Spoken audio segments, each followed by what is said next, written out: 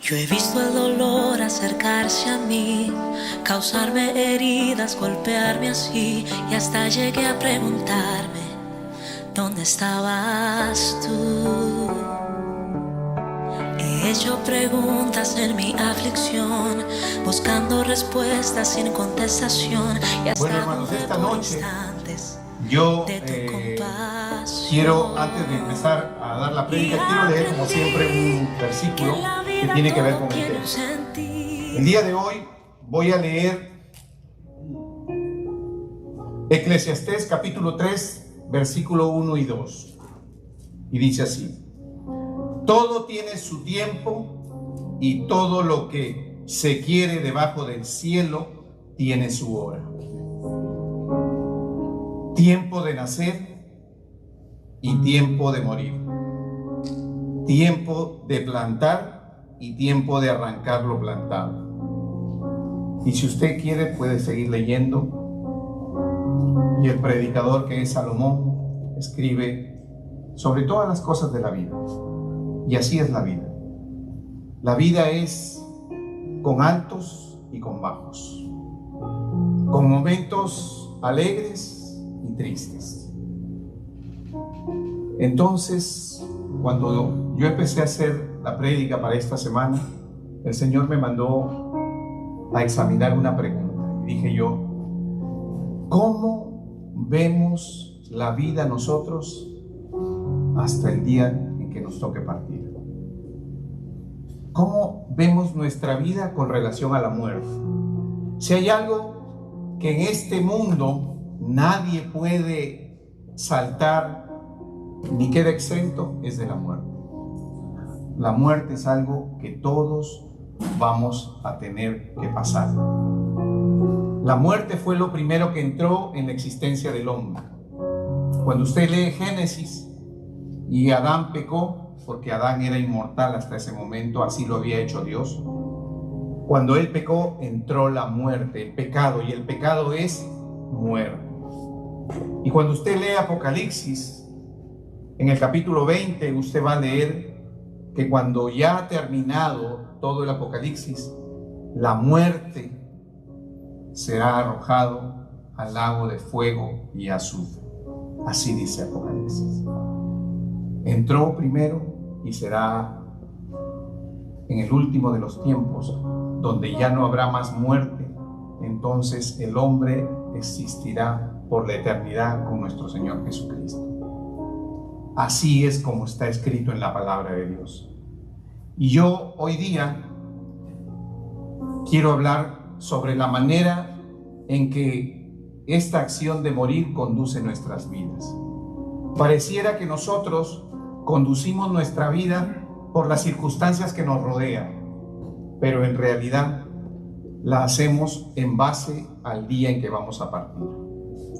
Por eso a esta prédica le puse de nombre: un tiempo para nacer, vivir y morir. Ese es el nombre de esta prédica.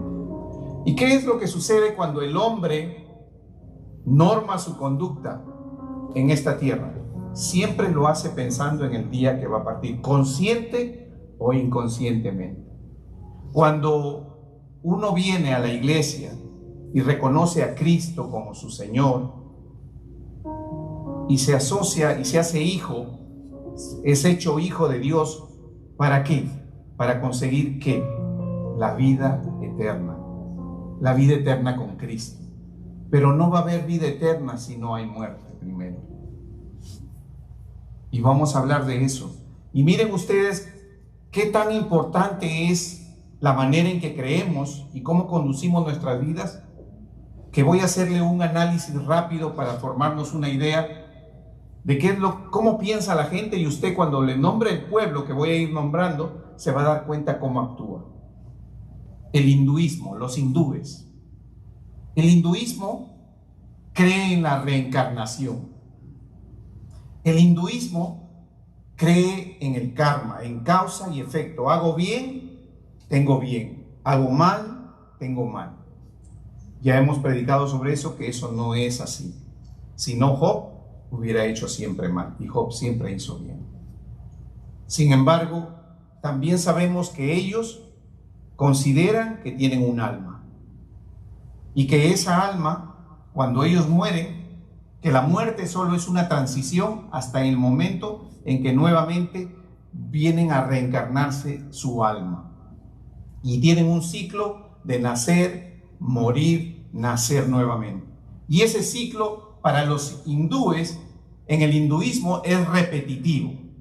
Tienen muchos dioses ellos, pero todos siguen la misma línea. ¿Y es repetitivo hasta cuándo?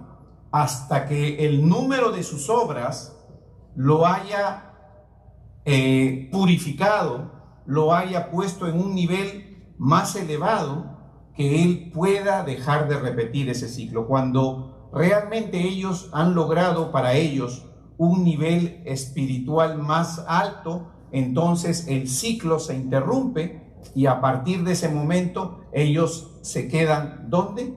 Se quedan en el séptimo cielo, porque ellos creen que hay 7 cielos. Y conforme ellos van muriendo y naciendo, van avanzando y van avanzando del primero hasta que llegan al séptimo, que es donde realmente se interrumpe. ¿Y están basados en qué? En las buenas obras que hacen. Entonces, piense usted en el hindú. Es una persona que como pueblo general son buenas personas. No son como pueblo general agresivos, no tienen la agresividad que tienen otros pueblos. Ellos normalmente son un pueblo no agresivo. No significa que sean un pueblo que no se defiende, no significa que no sea un pueblo que no actúe de una manera u otra. En términos general, hay personas agresivas, hay violencia en ese país, pero en términos general el pueblo es así. ¿Por qué? Porque su creencia está basada en sus actos, en sus buenas obras. Eso creen los hindúes. El budismo, que es otra de las religiones falsas que también se corren en este mundo, proviene su origen del hinduismo. Buda fue hindú y se salió del hinduismo para reformar el hinduismo, y él pensó que no había un alma, él pensó que había un cuerpo y una mente espiritual, que aparte de este cuerpo y mente física, había un cuerpo y una mente espiritual, y que esta mente y este cuerpo espiritual había que también mediante obras, de buenas obras, había que ir purificándola. Ellos le denominaban iluminando su cuerpo y su alma.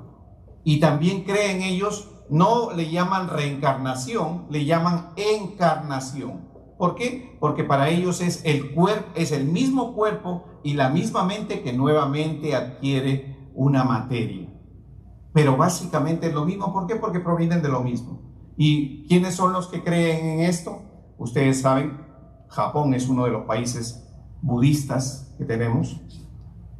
China es otro de los países budistas. Y como ustedes ven, sus países prácticamente son países que están normados bajo disciplina, que creen mucho en las obras, que dependen mucho de sus obras.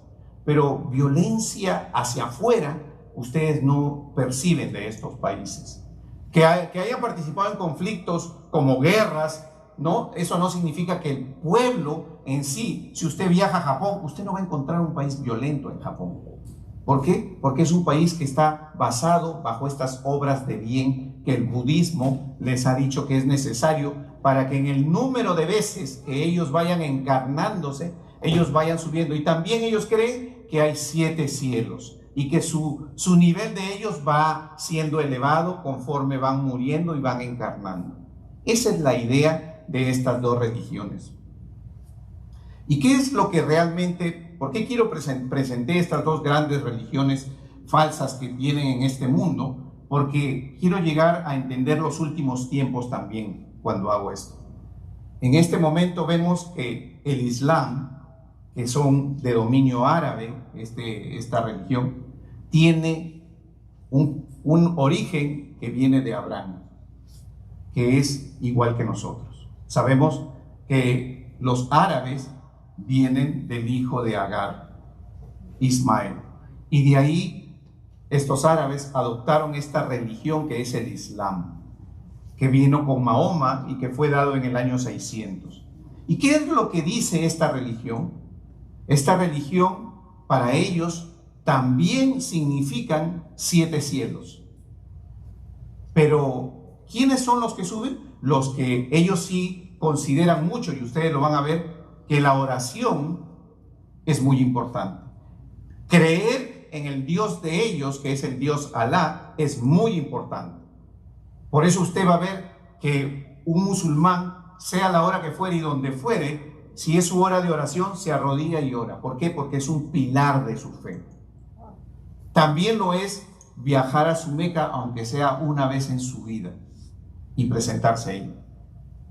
Pero ajeno a ello, esa devoción que ellos tienen como consideración que los hombres que llegan al nivel máximo son sus profetas. Son los hombres dedicados exclusivamente a mantener la fe y la oración. Pero le agregaron algo. Y dice, y los mártires también llegarán directamente al 7º cielo. Y eso nos hace entender por qué tienen hombres que van con bombas y explotan en lugares en honor al Dios que ellos adoran. ¿Por qué? Porque ellos creen que mediante ese acto ellos van a llegar directamente al 7º cielo y no van a tener que pasar por ese proceso de volver a tener que estar haciendo cosas que los motive o que los haga subir en su nivel. Por eso que solo los profetas y los mártires, dice. Miren ustedes ese pensamiento y miren ustedes el mundo cómo está lleno de terrorismo. Y muchos de estos, lo más que usan es los mártires para ocasionar un daño tremendo, matando personas inocentes.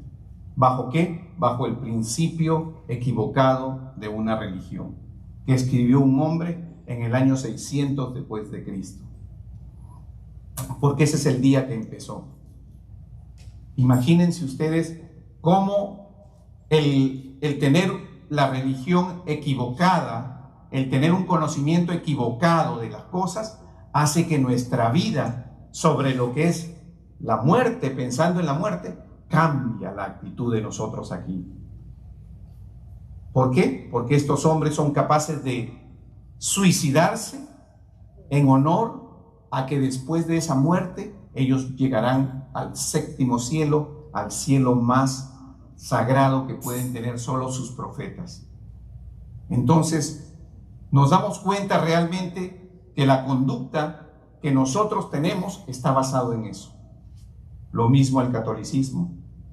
¿Qué hace el catolicismo? El catolicismo cree que el que no cree en Cristo, al igual que nosotros, está perdido. Pero ellos creen que el que cree y peca va a ir a un lugar donde le van a dar una purgación, un tiempo para que él sufra, y después de ese sufrimiento él va a irse al paraíso. Se va a ir con Cristo. Eso es lo que ellos creen. ¿Y eso qué los hace? Miren ustedes, ellos hacen su vida prácticamente normal. Ellos no retiran de su vida ningún acto, porque para ellos nada de lo que hacen está mal. Y si fuera así, no hay problema, porque el día que me muero, ora mi familia por mí y me sacan de donde estoy y me voy a ir al cielo. O sea, no hay pierde. Es sí o sí más tarde, pero me voy al cielo. ¿Y eso qué hace? Hace que su conducta de ellos no sea modificada. Hace que su conducta de ellos sea como la que ellos tienen. ¿Y qué es el judío? El judío cree en Dios, como nosotros, en el mismo Dios. Pero el judío está esperando que venga Cristo, porque ellos creen en la resurrección, que el día que venga Cristo, para ellos por primera vez, el pueblo de Dios va a ser resucitado. Ellos piensan así. Por lo tanto, ellos saben que hay que guardarse. ¿Y cómo es el pueblo judío? Se guarda. Se guarda, cumple con la ley. ¿Por qué? Porque esa es, ¿para qué? Para resucitar cuando venga Cristo. ¿Se dan cuenta que de una u otra manera todos nosotros estamos actuando basados en el día que nos vamos a morir? Creemos en algo que nos hace actuar de una manera que, pensando en que nos vamos a morir, vamos a tener entonces esta opción después de la muerte. Y eso hace que modifique tremendamente la conducta de las personas. Por eso, el día de hoy, yo quiero hacer notar que nosotros, que creemos en que vamos a ser resucitados y que la iglesia va a ser arrebatada un día que no conocemos, pero que sabemos que es pronto y que vivimos los últimos tiempos, quiero que pensemos en esa muerte, en esas experiencias que hemos conocido a través de la televisión, que hemos leído. Yo me puse a pensar y todos dicen, he conocido sobre la muerte, he visto documental sobre la muerte, y escucho que muchas personas dicen, he visto un túnel y al final de la luz, y al final del túnel una luz. Eso es algo repetitivo en diferentes testimonios de diferentes personas. Y me puse a pensar, cuando un niño está en el vientre de su madre, ¿en qué vive? Vive en oscuridad. Y cuando nace, va por un túnel, ¿y qué es lo que ve al final? La luz. Y digo, ¿qué similitud del testimonio que escucho con el nacimiento de un niño? Porque, ¿qué es lo que está sucediendo entonces a través de la muerte de nosotros? Estamos naciendo prácticamente en el nuevo mundo, en la nueva vida espiritual donde nosotros vamos a compartir con Cristo. ¿Se dan cuenta? Y yo le encontré cierta, no solamente lógica, sino cierta coherencia, porque Dios usa las cosas que están en este mundo para demostrarnos a nosotros el poder de Él. Y el nacimiento de un niño es exactamente la experiencia de una persona naciendo en la vida espiritual. Es increíble. Es increíble. Yo cuando dije, wow, esto tiene más asidero de lo que uno piensa. Y me doy cuenta que Dios, como dice su palabra, dice, a través de la maravilla de su creación, nos enseña que Él es un Dios todopoderoso. Y es efectivamente. Y por eso dije yo, esta palabra en la cual creemos nosotros, nos afirma que todos los demás están equivocados. Y los voy a invitar a que vayamos a Hebreos, capítulo 9, voy a leer del versículo 27 y 28. Y dice así: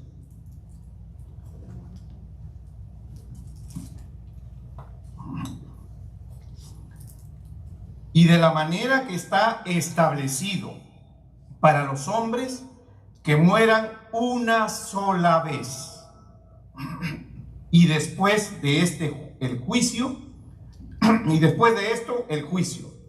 Así también Cristo fue ofrecido una sola vez para llevar los pecados de muchos, y aparecerá por segunda vez sin relación con el pecado para salvar a los que le esperan. Miren ustedes cómo la palabra sabia, escrita hace muchísimos años, nos damos cuenta que realmente nos damos cuenta que lo colocó de esta manera para que nosotros no nos confundiéramos, para que hoy nosotros estuviéramos seguros de que estamos en el camino correcto, que hemos elegido al Señor correcto, que tenemos al Dios correcto. ¿Por qué? Porque dice bien claro que solo muera el hombre una sola vez. ¿Qué hizo con eso? Destituyó todas las creencias de estar muriendo y naciendo, muriendo y naciendo. Y no solo eso, todos sabemos que somos salvos, ¿por qué? Por fe y no por obras. ¿Y por qué lo hizo? Imagínense ustedes que es tan importante conocer esto, que cuando Pablo le escribió a la iglesia de Roma, se tomó todo un libro para explicar la fe. Si usted lee el libro de Romanos, es un libro exclusivamente para explicar la fe. ¿Y por qué? Y es considerado uno de los libros teológicos más profundos. ¿Por qué? Porque es el pilar y el sostén que nosotros tenemos. Y es así que nosotros podemos saber que las obras que realizamos no van a ser contadas para salvación, pero sí van a ser tomadas en cuenta para el día que nosotros seamos llamados a la presencia de Dios, cuando las coronas sean entregadas. Así dice la palabra. Por eso Hebreos nos da a nosotros la veracidad de que estamos en lo que es el camino correcto. Haber elegido a nuestro Señor Jesús, que es la verdad, la vida, la puerta por donde vamos a pasar nosotros. Seguimos. Quiero ahora citar Juan, versículo 11. Voy a leer Juan capítulo 11, voy a leer el versículo 25 y 26. 25. Le dijo Jesús: yo soy la resurrección y la vida. El que cree en mí, aunque esté muerto, vivirá. Y todo aquel que vive y cree en mí, no morirá eternamente. Y le pone una pregunta y dice: ¿crees esto? ¿Saben por qué le pone esta pregunta? Esta pregunta en estos dos versículos es lo más importante, porque te está haciendo una afirmación. Y si él te estaba haciendo una afirmación o te estaba diciendo algo, ¿por qué te puso crees esto? Porque muchos venimos a Cristo y no creemos realmente. Porque nuestro actuar, nuestra manera en que pensamos a veces no está de acuerdo a lo que Él nos ha ofrecido. Que un día Él va a volver por su iglesia y todos los que hayan muerto van a resucitar, y que dice la palabra, y todos los que estemos vivos vamos a ser transformados. Por eso Él pone y agrega aquí: ¿crees esto? Porque estamos mandados a creer. Es vital para la vida de un cristiano creer que nuestro Señor Jesucristo es la vida, la resurrección, que no vamos a morir, que realmente tenemos una vida eterna con Él, que Él va a venir primero para arrebatar la iglesia y después por segunda vez, y que después de eso vendrá 1000 años de vida con Él. Él quiere que estemos seguros de eso. Eso es lo que Él quiere. Él quiere que cuando nosotros vivamos pensando en que después de la muerte física, que no es terminar, muchos piensan que la muerte es una terminación. Y por eso hice esa comparación con el nacimiento, porque no es una terminación, sino es una diferente forma de iniciar. Y tanto así que imaginen que, habiendo comparado el nacimiento con la experiencia de aquellos que tuvieron un momento, que pasaron, que murieron, por decirlo así, por un momento, nos dicen que es la misma experiencia. Yo creo que si le preguntáramos a un bebé y pudiera hablar, él diría: estaba en un túnel oscuro y vi una luz al final. Y cuando salió, ¿qué encontró? Vida. ¿Se dan cuenta? La vida viene en ese tramo. Ese es el camino que Dios nos lo viene mostrando desde el día que nacemos. Y por eso me alegró mucho ver que realmente Dios nos ha puesto aquí todas las cosas. Por eso Él dice que abramos nuestros ojos, que el Espíritu de Dios permita que abramos nuestros ojos para que nos demos cuenta de la maravilla de que Dios ha hecho en cada uno de nosotros, de las cosas maravillosas que ha puesto para cada uno de nosotros en este mundo, cada uno conforme al plan de Dios. ¿Y eso qué significa? No significa que porque vamos a tener una vida con Cristo vamos a tener una vida ajena a la aflicción. En este mundo tendremos aflicción. ¿Pero por qué dice que Él ha vencido? Porque Él es la resurrección en la vida. Él ya venció. Aunque la muerte va a ser lo último que se arroje en el lago de fuego y azufre, Él ya venció. Él ya tiene las llaves. Recuerden que la palabra dice que Él descendió y tomó las llaves. ¿Qué significa las llaves? La autoridad. Él ya tiene la autoridad. Por eso que nosotros, cuando predicamos este evangelio, es un evangelio de autoridad que ya Él lo ha dominado, lo ha tenido. Amén, amén. Ahora les voy a pedir que vayamos a Primera de Tesalonicenses, capítulo 4, voy a leer el versículo 13 y 14. Dice: tampoco queremos, hermanos, que ignoréis acerca de los que duermen, para que no os entristezcáis como los otros que no tienen esperanza. Porque si creemos que Jesús murió y resucitó, así también traerá Dios con Jesús a los que durmieron en él.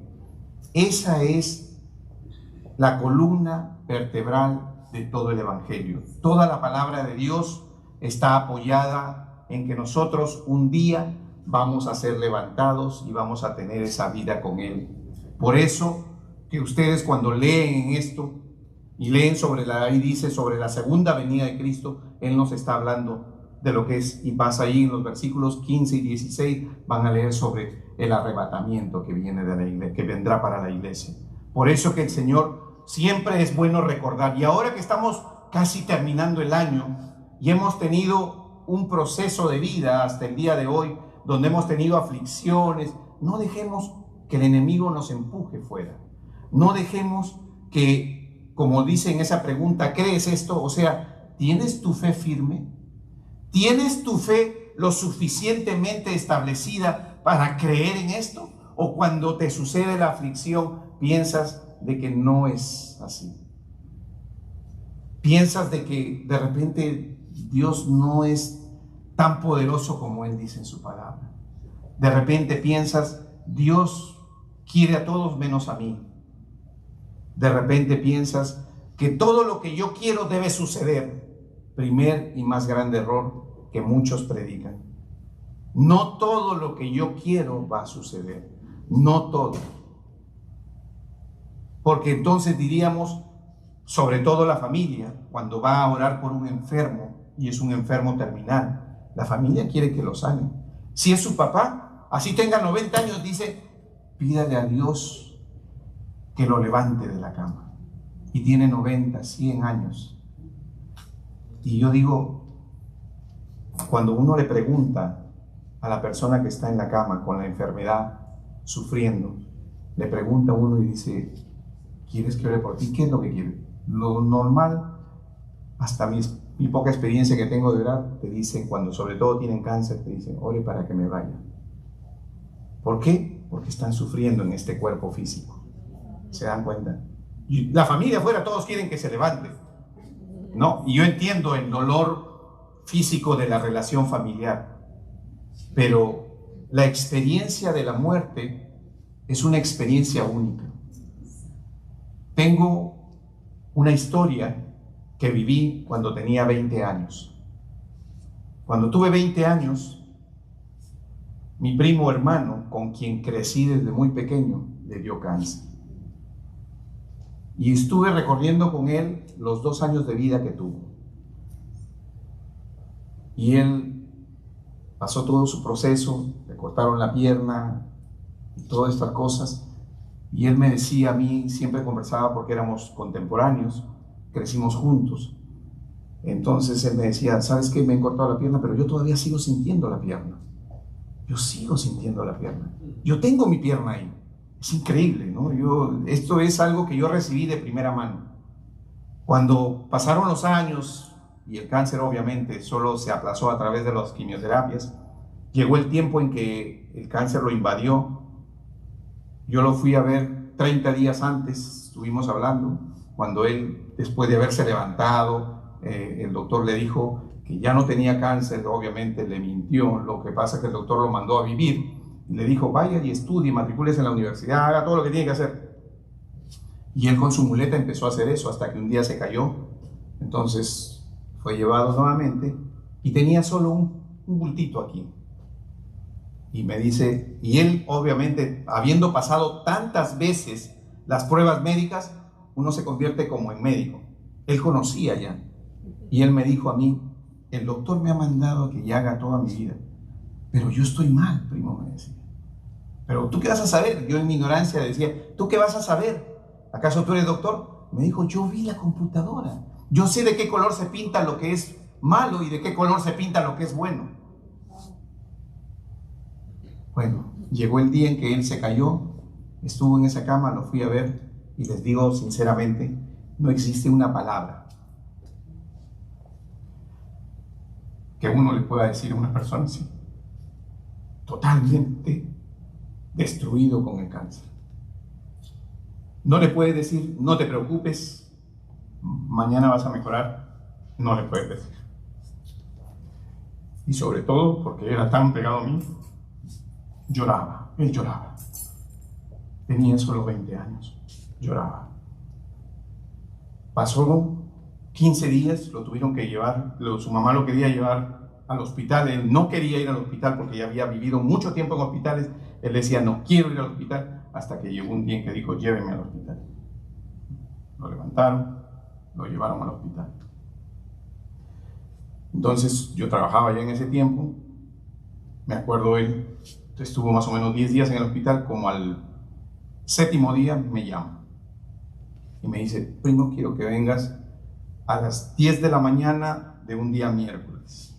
Ok, fui a verlo y ese día me encontré que había estado su hermano, todos los primos estábamos ahí, había llamado a todos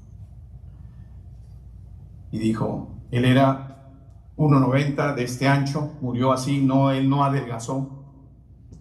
Me hizo, dame la mano, me dice. Le di la mano y no tenía nada de fuerza. Nada de fuerza. Te estoy apretando con todas mis fuerzas. Y dijo algo que yo me sorprendí. Dijo, el viernes me voy. Dije, ¿cómo? El viernes me voy. Y yo dije, ¿cómo? ¿Tú quién eres? ¿Cómo vas a saber que te vas a ir? Y me dijo, ¿ves ese Cristo? Sí. Él vino y habló conmigo. Y él estaba calmado, era increíble.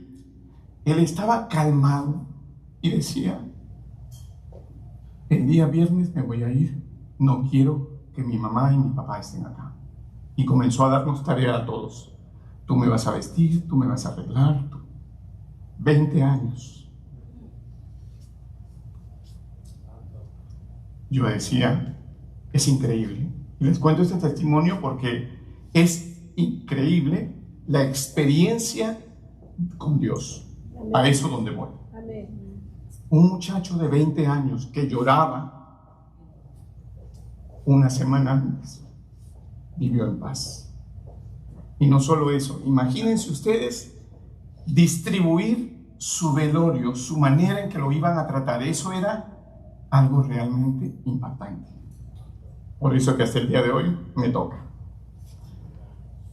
Yo obviamente lo último que hacía era leer la Biblia en ese entonces. No dije vamos a orar ni nada de eso porque yo no leía, tenía 20 años. Lo único que le decía era que se callara la boca porque él no sabía. Y tal cual él lo dijo, el día viernes se fue. Durmiendo, tranquilo, dejó de respirar. Imagínense ustedes lo que es una experiencia con Dios. Yo les he dado este ejemplo porque el Señor me trajo que ponga esta prédica, porque la experiencia de la vida es que tenemos con Dios, ese encuentro con Dios nos va a permitir a nosotros irnos en paz. Nos va a permitir a nosotros estar seguros de que debo hacer lo correcto, de que debo hacer lo que tengo que hacer, que no debo estar haciendo lo que no debo, porque todos sabemos en nuestro corazón lo que debemos hacer y lo que no debemos hacer, y así es el Señor, así es, todos actuamos en base al día que nos vamos a ir. ¿Por qué Él cambió su actitud completamente? ¿Por qué Él, de haberse asustado, llorado, deprimido, y cambió a ser una persona calmada, tranquila, distribuyendo tarea para todos? ¿Por qué? Pensando no en él, pensando en su mamá, en su papá, que no estén presentes.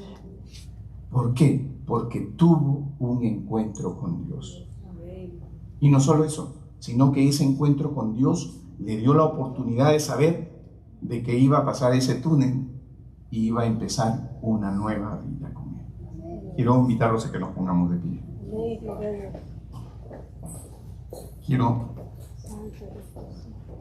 Quiero yo esta tarde, esta noche, quiero invitarlos a los que quieran pasar al frente. Y quiero leerles, antes de empezar a orar, quiero leerles Marcos capítulo 11, versículos 25 y 26. Y dice: cuando estéis orando, perdonad si tenéis algo contra alguno, para que también vuestro Padre que está en los cielos os perdone. Yo he visto el dolor acercarse a vosotros vuestras ofensas, porque si vosotros no perdonáis, tampoco vuestro Padre que está en los cielos os perdonará vuestras ofensas. Hermanos, tenemos que perdonar. Buscando respuestas sin Tenemos que contestación, perdonar. y hasta dudé No por podemos instantes de tu irnos compasión. Y aprendí que en la vida todo tiene un sentido, y descubrí que todo obra para